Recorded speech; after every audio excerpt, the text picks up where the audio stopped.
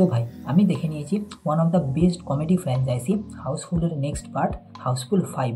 এবারে এখানে একটা টুইস্ট আছে যে মেকার্সরা এই হাউসফুল 5-এর মুভিটাকে টোটাল দুটো ভার্সানে রিলিজ করেছে, হাউসফুল 5A আর B, যেখানে দুটো ভার্সানেরই পুরো মুভিটাই একই আছে, কিন্তু শেষের 20 মিনিট পুরো আলাদা, মানে সব কিছুই বদলে যাবে।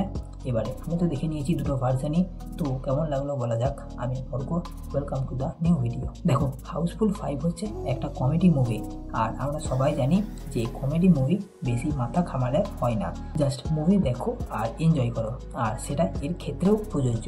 এবারে মুভির প্লট হচ্ছে রঞ্জিতের বার্থডে সেলিব্রেশন নিয়ে।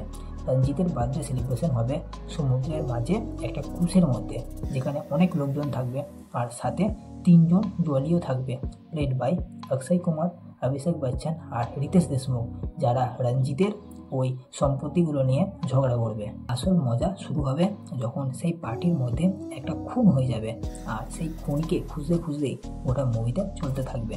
এবারে মুভিতে থাকছে টোটাল 20টার মতো অ্যাক্টার্স, আর এখানে হাউসফুল ফ্র্যাঞ্চাইজির আগেকার বান্দর আর সেই তোতা পাখিটাও আছে, যাদের দেখে আমাদের নস্টালজিয়া লাগবে।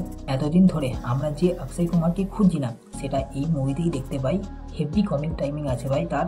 এবারে মুভির প্রথম 15 মিনিট দেখে আমাদের মনেই হবে না যে আমরা কোনো কমেডি মুভি দেখছি, পুরো ক্রাইম থ্রিলার মুভি মনে হবে, কারণ প্রথম 20 মিনিটেই সেই খুনটা দেখানো হবে, আর সেটা দেখানোর জন্যে মেকার্সরা যে সেট আপটা তৈরি করেছে হেভি ভাই।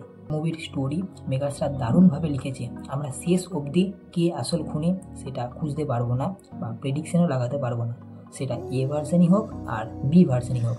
এবারে টুইস্ট হচ্ছে, আগেই বললাম যে দুটো ভার্সান, আর এই দুটো ভার্সানেই মুভি কিন্তু প্রায় সেম, বাট শেষের 20 থেকে 30 মিনিটের মতো স্টোরি আলাদা, আর সেখানে সমস্ত কিছুই বদলে যাবে। ক্যারেক্টার্স থেকে শেষের যে খুনিটা থাকবে সেটাও বদলে যাবে। আর এতগুলো ক্যারেক্টার্স থাকা সত্ত্বেও মেকার্সরা কিন্তু সমস্ত ক্যারেক্টার্সগুলোকে সমানভাবে গুরুত্ব দিয়েছে, আর সবার স্টোরি আমাদের আলাদা আলাদাভাবে দেখিয়েছে। এবারে শুধু নানা পাটেকরের একটা এক্সটেন্ডেড ক্যামিও ভার্সন আছে, আর হ্যাঁ, মুভির শেষে কিন্তু একটা তাগড়া ক্যামিও আছে। এবারে মুভির গানগুলো নিয়ে যদি বলি তাহলে শুনতে ভালো লাগে, কিন্তু না থাকলেও স্টোরিতে অতটা ইম্প্যাক্ট পড়তো না। সবশেষে বলবো মুভির দুটো ভার্সনই সেরা। তো ওভারঅল দেখে একে আমি দেবো 3.5 আউট অফ 5 স্টার। তো আবার দেখা হচ্ছে নেক্সট ভিডিওতে। ভাই সাবস্ক্রাইবটা করে দাও।